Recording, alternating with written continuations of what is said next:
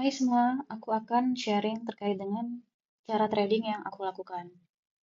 Jadi untuk trading yang aku lakukan itu ada 4 tahap. Nah, yang pertama itu adalah menentukan daily bias. Lalu yang kedua adalah menemukan naratif. Yang ketiga, menemukan entry confirmation. Dan yang keempat adalah risk management. Keempat hal ini itu dilakukan secara berurutan dan wajib untuk dilakukan. Kalau aku tidak punya daily bias, maka aku tidak akan memiliki naratif yang baik. Kalau aku tidak memiliki naratif yang baik, maka aku tidak akan memiliki entry confirmation. Dan ketika semua itu tidak ada, maka aku tidak akan melakukan trade, sehingga tidak perlu melakukan risk management. Seperti itu. Daily bias itu aku lakukan di time frame daily atau HTF lainnya seperti weekly dan monthly, tapi aku lebih fokus terhadap daily. Naratif itu biasanya di time frame di bawah daily, aku melakukannya di 4H. Atau terkadang di 1H kalau memang 4H-nya kurang jelas. Dan untuk entry confirmation, time frame-ku adalah 1H atau 30 menit kalau 1H-nya tidak jelas. Tapi aku mainly menggunakan 1H. Bisa juga ini terus turun sampai time frame 15 menit atau 5 menit. Tapi aku jarang sekali menggunakan time frame kecil dan biasanya berfokus di time frame yang lebih besar. Dan untuk risk management, yang kulakukan adalah risk management yang terkontrol.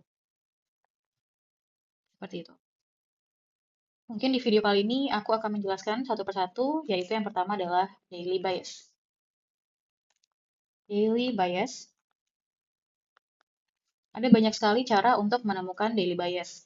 Tapi aku menggunakan beberapa konsep sebelum menentukan ke arah mana daily bias di hari tersebut. Nah, untuk daily biasku itu ditentukan oleh candle closure. Lalu yang kedua, itu ditentukan oleh, aku menyebutnya OPEC, tapi maksudnya adalah posisi open terhadap equilibrium sebelumnya, previous equilibrium. Lalu yang ketiga adalah swing point formation. Yang keempat itu adalah key level. Yang kelima itu adalah phase of price atau fase harga. Dan yang terakhir itu adalah order flow.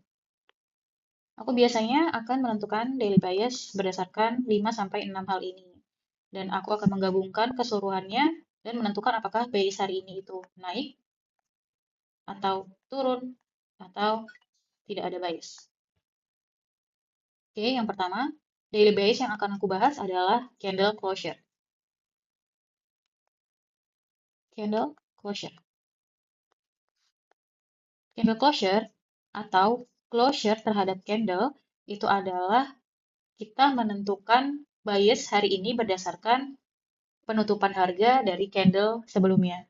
Jadi candle closure itu aku biasanya membagi menjadi 4. Yang pertama itu adalah break. Yang kedua itu adalah sweep. Yang ketiga itu adalah inside. Dan yang keempat adalah outside. Nah, break itu adalah ketika ada candle yang dia closure-nya itu break atau close di atas dari high sebelumnya. Maka kalau ada candle seperti ini, untuk next candle-nya itu biasku adalah dia naik ke atas atau at least mencapai PDH atau previous daily high. Ini untuk yang bullish. Aku bagi dulu ada bullish dan bearish. Nah, sebaliknya untuk yang bearish itu adalah ketika ada candle yang closure-nya itu break dari low candle sebelumnya, candle bearish, maka next candle-nya aku akan memiliki bias dia turun ke bawah. Oke, sorry. Next candle-nya itu dia akan turun ke bawah atau at least mencapai PDL atau previous daily low. Selanjutnya, yang kedua yaitu sweep. Untuk yang versi bullish, itu adalah ketika ada candle yang memiliki high dan low, dan seperti ini misalnya, dan candle setelahnya itu closure setelah dia sweep low dari candle sebelumnya, dan dia masuk ke dalam range kembali. Maka next candle-nya aku akan memiliki bias dia untuk naik ke atas atau at least mencapai PDH. Dan untuk yang bearish, ketika ada candle yang memiliki high dan low, dan candle setelahnya itu melakukan sweep high dari candle sebelumnya, dan dia kembali masuk ke dalam range candle sebelumnya. Maka untuk next candle, aku akan memiliki bias turun ke bawah, at least sampai dengan PDL. Itu adalah untuk yang break dan sweep. Nah, selanjutnya, untuk yang inside, itu berarti ketika ada candle, dan candle setelahnya itu closure-nya bahkan tidak mencapai atau tidak menyentuh high ataupun low dari candle sebelumnya, yaitu di dalam seperti ini. Ketika terjadi candle seperti ini, maka next-nya aku tidak akan memiliki bias atau netral, kecuali candle candle setelahnya, candle saat ini itu sweep atas dan menargetkan bawah seperti ini. Jadi ketika terjadi inside, biasanya biasku netral atau bahkan aku tidak akan melakukan trade pada hari tersebut. Dan untuk outside, ketika ada candle yang memiliki high dan low, dan candle setelahnya itu sweep baik high atau low dari candle tersebut. Jadi kalau yang inside, dia sama sekali tidak mengenai high dan low, tapi kalau outside, dia menyentuh baik high dan low, tapi dia kembali lagi ke dalam range candle tersebut. Ketika terjadi seperti ini juga sama, biasku akan netral atau bahkan tidak ada bias sama sekali. Dan satu-satunya potensi trade yang bisa kulakukan adalah ketika seperti ini ya. Oke. Adalah ketika harga sweep salah satu sisi high atau low dan menargetkan area sebelumnya atau at least menargetkan 50% dari candle sebelumnya. Tapi sama untuk inside dan outside itu dia merupakan netral dibandingkan dengan break dan sweep. Nah, break itu juga bisa disebut sebagai continuation atau dia juga sebagai konfirmasi bahwa harga akan berlanjut, sedangkan sweep itu adalah potensi reversal karena bisa kita lihat awalnya dia turun, tapi kemudian ini adalah potensi dia naik ke atas, reverse, berbalik arah. Sedangkan untuk inside bar, itu biasanya dia sedang melakukan konsolidasi saja, dan outside, itu berarti dia sedang melakukan seek and destroy, atau dia benar-benar menghancurkan kondisi pasar dengan mengambil seluruh likuiditas di atas dan bawah. Itulah yang menyebabkan kalau break dan sweep itu dia adalah high probability, tetapi inside dan outside itu lebih kecil, yaitu low probability. Aku sendiri akan lebih mengutamakan untuk mengambil trade ketika kondisinya break dan sweep dibandingkan inside dan outside, seperti itu. Tapi ini hanyalah salah satu konsep seperti yang aku sebutkan tadi untuk menentukan daily bias, yaitu candle closure. Hari ini aku hanya akan berfokus terhadap satu konsep ini. Oke, kita akan masuk ke chart untuk contoh. Ini adalah chart Bitcoin di time frame daily. Ini akan aku contohkan cara membaca candle closure. Dan harap diingat, untuk candle closure ini itu bersifat fraktal atau bisa dipakai di segala time frame. Jadi walaupun aku mencontohkan di time frame daily, tapi ini juga bisa kita gunakan di berbagai macam time frame seperti monthly, weekly, 4H, 1H, bahkan 1 menit. Oke? Tapi karena di sini aku eh, dalam konsep membahas terkait dengan daily bias, maka aku menggunakan daily. Dan disinilah biasanya aku memakai candle closure. Oke, yang pertama kita akan memakai ini segi lain. Kita akan mulai anggaplah dari sini sampai sini saja, biar tidak terlalu banyak. Caranya adalah kita bisa lihat, kita akan menentukan candle yang di sini, yang hari Jumat 26 September. Bagaimana caranya? Kita lihat candle sebelumnya bagaimana closure terhadap candle sebelumnya lagi. Di sini bisa kita lihat dia break low. Maka di tanggal 26 itu kita ketika trade, oke sebentar, kita ketika trade itu akan menargetkan previous day low atau low. Dan kita bisa lihat dia hit low lalu naik ke atas. Maka candle setelahnya itu targetnya adalah high. Kita lihat ternyata dia inside bar. Ketika inside bar, maka yang bisa kita lakukan adalah netral atau tidak melakukan apa-apa kecuali dia tag bagian bawah ataupun bagian low ataupun high. Karena dia tidak melakukan apa-apa, maka kita mungkin di hari itu tidak melakukan trade, tapi kita bisa lihat high sebelumnya ini dia akhirnya bisa hit high-nya. Lanjut ke candle setelahnya. Di sini dia break high, maka target setelahnya itu adalah high. Oke, hit break high kembali, maka target selanjutnya adalah high. High terkena dan dia sweep lalu turun ke bawah, maka target setelahnya itu adalah low. Sorry, ini sangat-sangat. Karena aku memakai tab, jadi harap bersabar. Nah, oke. Bisa kita lihat, di candle setelahnya yang low tidak terkena dan dia naik ke atas, dan dia break high.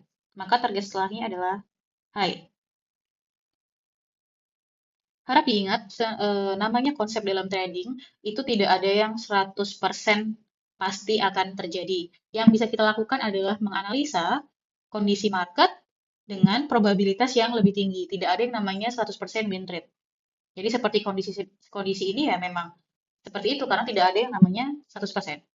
Lanjut, break high, maka target setelahnya adalah high. Break high, target setelahnya adalah high. Dan kita lihat di sini dia inside bar, tapi endingnya kita tetap mencapai high. Candle selanjutnya inside bar dan di sini mungkin kita tidak ada mengambil trade karena dia juga tidak sweep high ataupun low dari candle ini. Candle ini dia break high, tapi di sini ada sweep high. Oke, sorry, di sini dia break high, di sini sweep high, tapi kita akan mengambil candle sebelumnya saja. Maka dia di sini menargetkan high. Oke, lalu candle hit high, lalu dia sweep kembali ke bawah, maka di sini targetnya adalah low. Candle hit low, maka selanjutnya kita akan menargetkan low. Di sini dia inside bar, tapi di candle setelahnya kita bisa mencapai low. Oke, inside bar tidak melakukan apa-apa, maka di sini kita tidak punya bias. Dan di next-nya, di sini kita sweep dari low, maka targetnya adalah high. Tapi tidak terkena, kita lanjutkan. Di sini dia break low. Oke, di sini ketika kemarin ya, Bitcoin mengalami penurunan yang sangat banyak. Di sini break low, maka target setelahnya adalah low. Oke, tapi tidak terkena. Lalu inside bar. Inside bar di sini kita lihat apakah dia sweep low-nya. Oke, di sini dia tidak sampai sweep low, tapi sebenarnya dia bisa dibilang equal low ya. Jadi kita bisa mencapai high-nya seharusnya. Targetnya bisa dilakukan seperti ini lalu menargetkan high. Tapi kita abaikan karena itu tidak sesuai dengan konsep kita.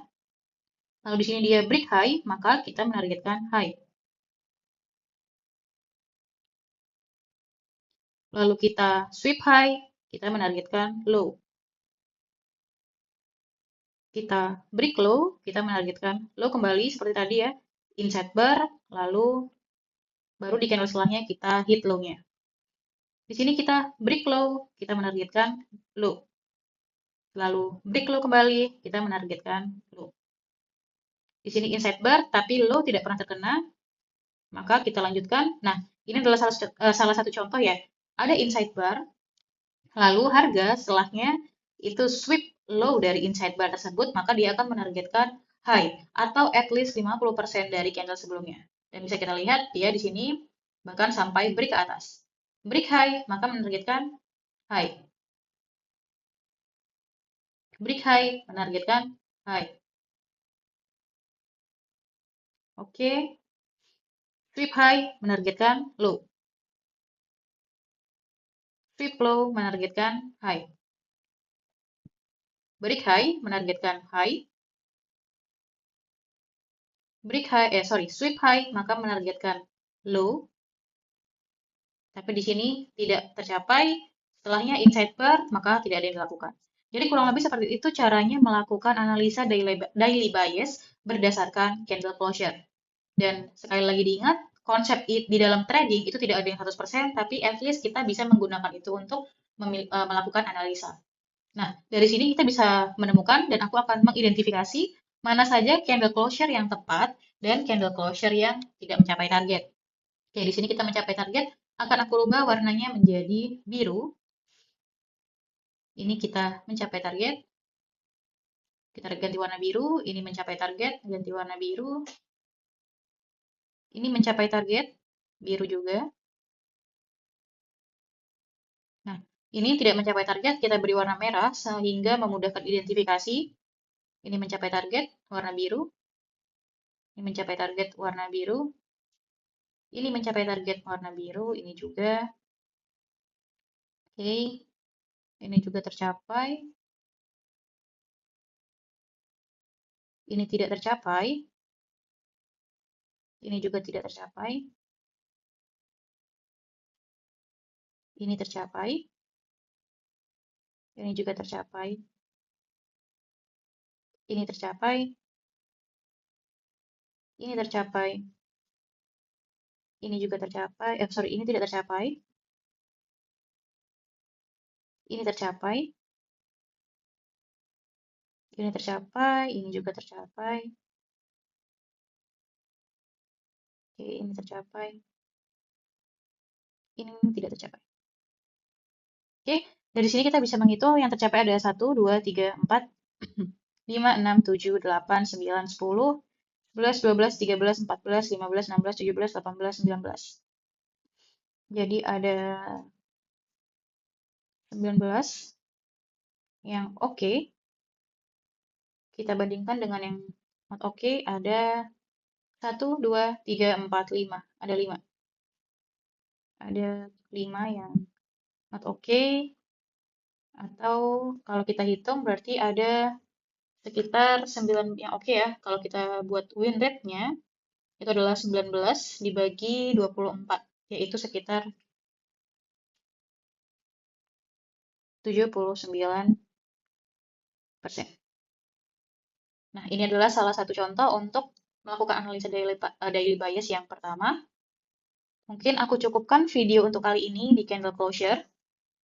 Semoga bermanfaat untuk kalian menambahkan informasi, dan di next video aku akan masuk untuk membahas konsep daily bias yang kedua, yaitu OPEC atau open terhadap previous equilibrium.